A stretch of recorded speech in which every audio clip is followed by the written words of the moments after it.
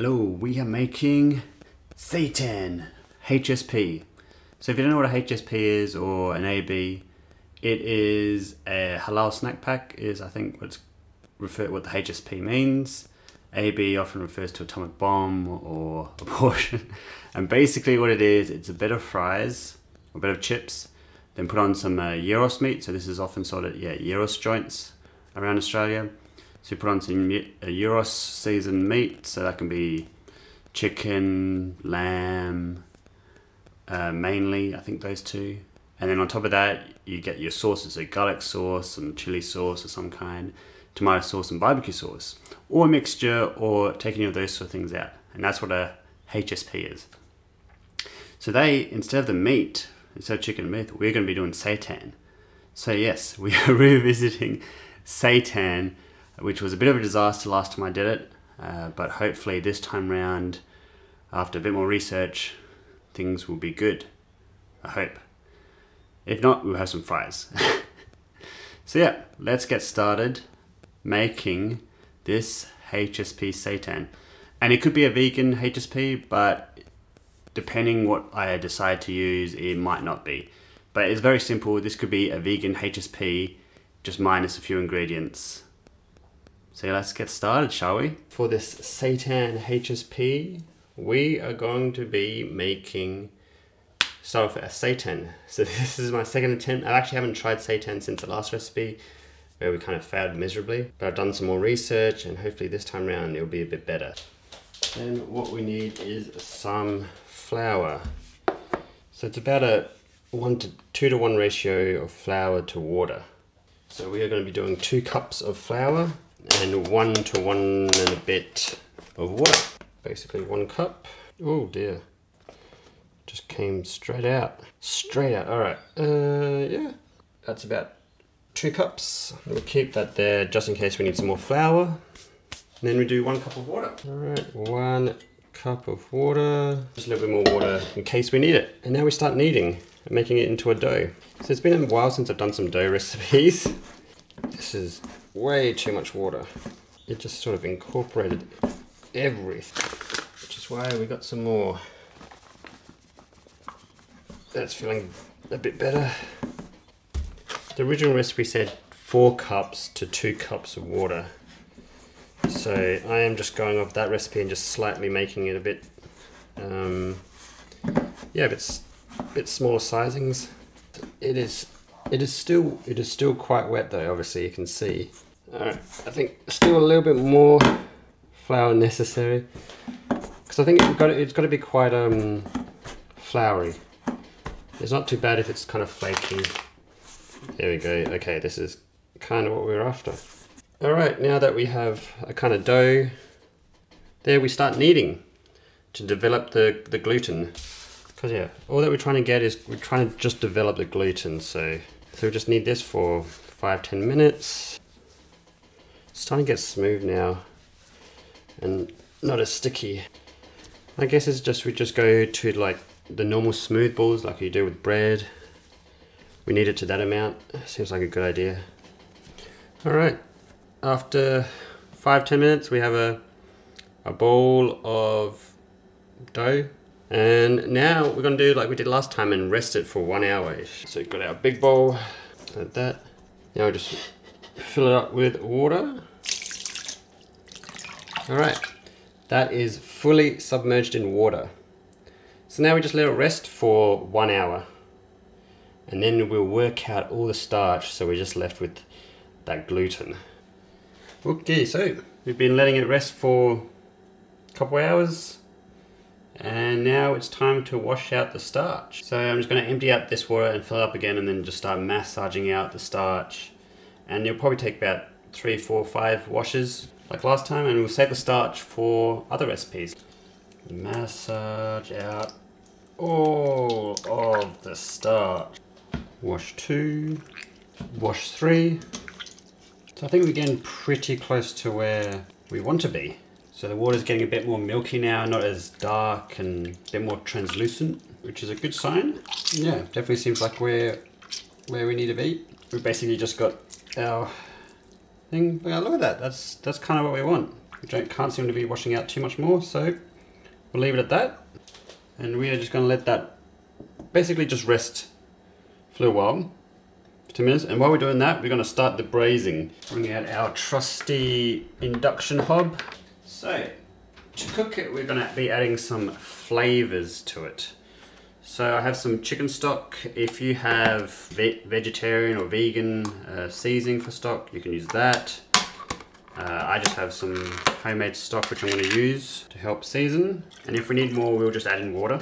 Now we're going to add in some soy, a couple tablespoons. Alright, and let's go some garlic powder, some onion powder. I don't know. Some white ground pepper. These are all just kind of a couple tablespoons. I don't know if actually that's a couple tablespoons, but or teaspoons, I don't know. I don't think it really matters too much. And let's finish off with a little bit of smoked paprika. I like how it all moves around. And then, boom, we got some MSG. So let's chuck some MSG in there for that umami flavor. Let's bring it onto here. We're just gonna add a little bit more water. And we're gonna bring it up to a boil. And then we're gonna bring it back down to a simmer. And we're gonna cook it. But this should make the seitan flavorful. So yeah, if you're vegetarian or vegan, obviously just use vegan stock flavoring and stuff like that.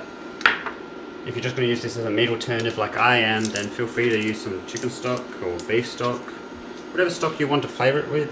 I think at this stage, for the flavoring wise, you can do anything you want to get any sort of flavors you want. Okay, so we got this kind of braising liquid starting to come up to a boil pretty soon. It's about almost 10 minutes worth of resting for our seitan, and what we're going to do is what we did like last time and braid it. So we're going to stretch it out, get it nice and stretched out. So yeah, it's coming up to a boil now. So now we're just going to bring it down a bit. So it's not a vicious boil. We don't want a vicious boil. Grab a knife and we're going to cut into 3 strips, but not all the way through. Leave a little bit at the top for the braiding, like so. Alright, and now we braid it, making it kind of as tight as possible. This will give us the texture that we are looking for. And with our final braid, we kind of just clump it up. So we got a nice little braid going, look at that. And then from here, we just knot it, quite elastic. And we just knot it a couple times, making it kind of nice and tight. And then we have like a little kind of ball looking thing, which we are just going to chuck in the braising. That's basically covered. And we are just going to braise it for an hour. I'm going to switch it over at 30 minutes, just so we get all the kind of juices hanging in, yeah, on all sides, and everything gets kind of cooked, like that. So yeah, we're just going to just braise it. Just a nice, slow, quite warm simmer. Not a vicious simmer, just a slow but warm, which I think this is basically what we're after. And yeah, we'll see how that goes. Alright, it's been 30 minutes, so let's just flip it over. It's feeling a lot more tougher than it was last time, which is a good sign. Alright, we'll give it another 30 odd minutes, and yeah. Okay, it's been, yeah, about an hour. Been braising. It definitely feels a lot more firm than last time I did it, and it looks pretty good. Quite firm to touch, bit of springiness, that's not too shabby. So it's definitely cooked, puffed up a little. Alright, and then we're just gonna pour braising liquid. And yeah, there we have it. We've cooked our seitan, and we're gonna let it rest overnight. And that'll just soak in more of the flavors. It'll kind of depuff a little and whatnot. But yeah, we're just gonna let it soak now, and then tomorrow we can use it. We'll shred it. We'll put some kind of more gyrosi seasonings to it. Kind of, I don't know, fry it up or something like that, and then we'll chuck it onto our chips for our H.S.P.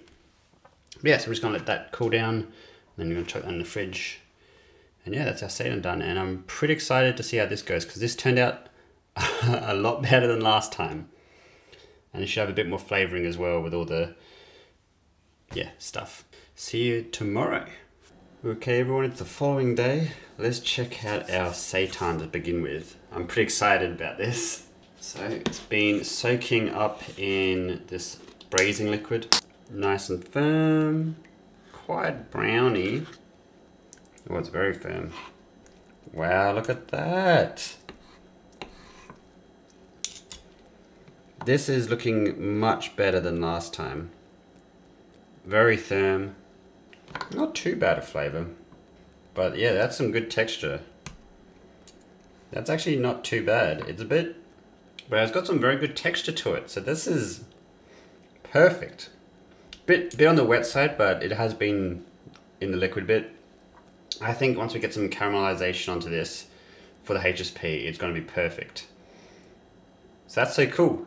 So cool. So yeah, so it's got a bit of flavor to it from the soy and all the other stuff in there. I'm probably going to shred this up and then fry it to get a bit more of that kind of gyros-y flavor. But yeah, that's very exciting, very cool. Much better turnout than last time. Consistency is quite good, minus the kind of sliminess or the kind of moistness on the outside. That's very cool. I think we'll just leave this for now. We'll just put this aside and we'll come back to it. I think we should start off with making the fries now. What we're going to do is we're going to cut up our potatoes now into the kind of 2 centimeter, 1 centimeter slices. We're going to wash a lot of the starch out from them. Going to parboil them. We'll then be moving to a 2-stage deep fry. Oh, I guess we could do a 1 stage. I'm not really sure.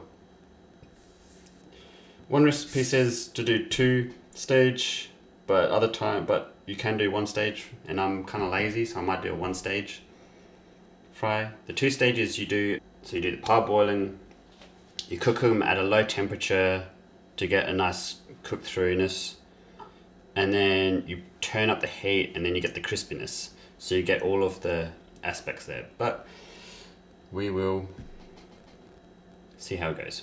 But we've got to start off with cutting it up. Got some potatoes. I don't know if we'll need 2 or just 1.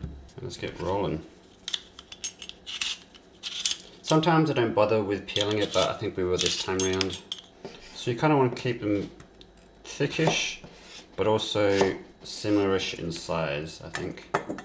That should be, that's a good chip size. So these aren't French fries, they're chips. Slightly thicker. Yeah, I think that's a good size. Okay, we've got our chips, basically. And we're just gonna wash this underwater, get a lot of starchiness out of it. Okay, we gave that a nice wash. Now, the reason why I didn't move this away is because we're going to actually be using it to parboil it. So we'll grab our fries, chuck them into a pot, and from cold we are just going to bring it up to a boil, and then when it's boiling, I believe it's 3 to 4 minutes. Oh, I've got to plug it in.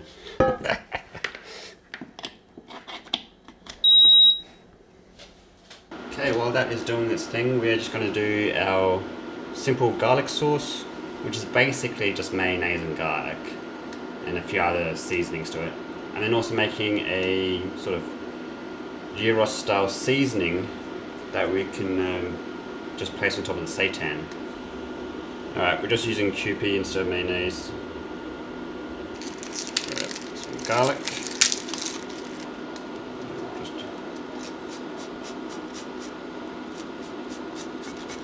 Bit of olive oil. And we just want some salt and pepper. Alright, and then we just garlicky. That's not bad. Perfect. Alright, that's our garlic sauce done. So we're just going to make a quick seasoning with as many ingredients that we have available to us for the gyros. So we're just going to do onion powder, garlic powder. Let's add some Tuscan in there. Get some coriander seeds going. Smoked paprika. Italian herbs. This is just all sorts. I don't know if this is actually close to at all what Gyros seasoning is, but decided and so what this is. And a bit of that. So we're going to add some salt as well.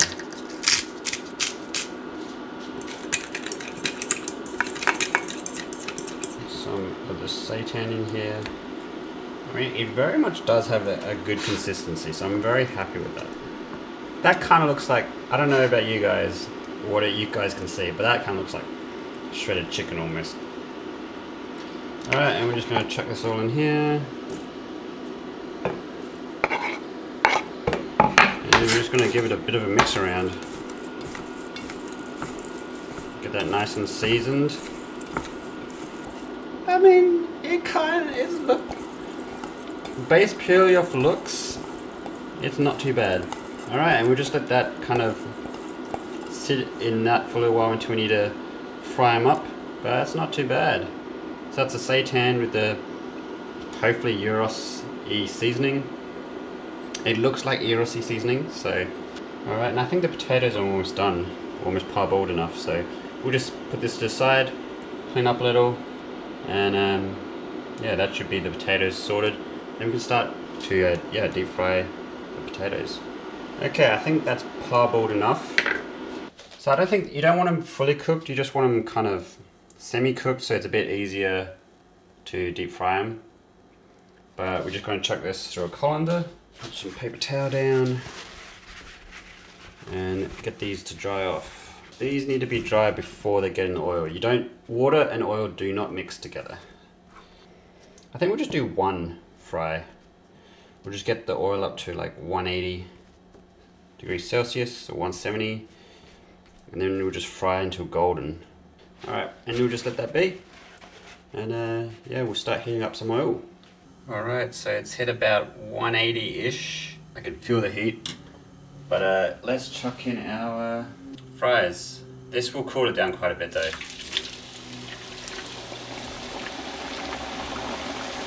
So this is basically as golden brown as I like them.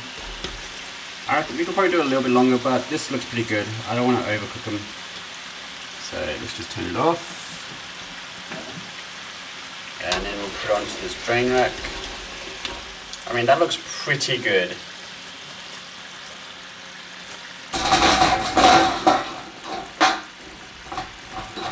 Those look like some good chippies. And while they're still kind of dampish, we'll salt them. And there we have our chips, ready to be plated. But we'll just let that cool down, dry out a little bit. So we have our chips done, we've got basically everything there. Last thing I want to do is to just fry up that seitan, again, nice caramelization going, kind of similar to how they are done on like the spit. So just turn this up pretty high, chuck some oil. Yeah, this is our kind of marinated seitan. I think we'll just take like half of it today, and I'll save the other half for another time. Some of that. Alright, here we have our plate of chips. And let's chuck some of these seitan on as well. That's not looking, that looks pretty close. The main pizzazz. Now we want to chuck in some garlic sauce. I don't know if they actually use sriracha sauce, but that's what we're doing. Alright, let's get some tomato sauce in there. Try not to drench it. And some barbecue sauce. Look at that. And there we have Seitan HSP or AB. If you're from South Australia like I am. Let's give it a taste test, shall we? The seitan has these gyros flavors. The caramelization is kind of like how you get off. I don't know how they do it at the gyros joints. I think maybe they cut it up and then fry it on the barbecue for the chicken. but the flavoring is exactly like gyros, and the texture is like chicken. Like there's that little bit of chewiness to it, but just the perfect amount to get like chicken. Like this is, and the chips are almost perfectly done. Could maybe do a little bit longer, just to get a little bit more crispness, but the sogginess of the H.S.P with all the sauces kind of gets that down a little bit. But the salting are sort of perfectly. Honestly, this turned out so good, so good. The seitan was perfect. The seasoning, I just kind of chucked it together and it worked really well. All together, amazing. Frying it up in the pan, definitely 10 out of 10 move. This is so good. This is so good. This is just like, this is going to be a go-to if I can get the seitan stuff like getting quick. Obviously take a little while for it to deep fry, so I might experiment with the air fryer. But geez, I'm so happy. I got the seitan to have the texture, the perfect texture that I wanted.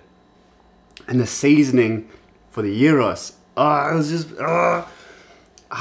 this is just so good. I am so happy right now. You don't understand how happy I am right now.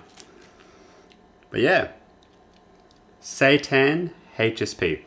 I would say it's a vegan HSP, but I use chicken stock, and the mayonnaise, the Kewpie I use, I think has egg in it. I'm not entirely sure. You can easily get a HSP that's vegan by just getting rid of the chicken stock and adding like a vegan seasoning to the braising, and then instead of the Kewpie mayonnaise, maybe something else. But very, very good. So happy with how this turned out. Well, I'm gonna enjoy this, and you should definitely try this out because this is phenomenal. One of the best recipes I've done on this channel by far.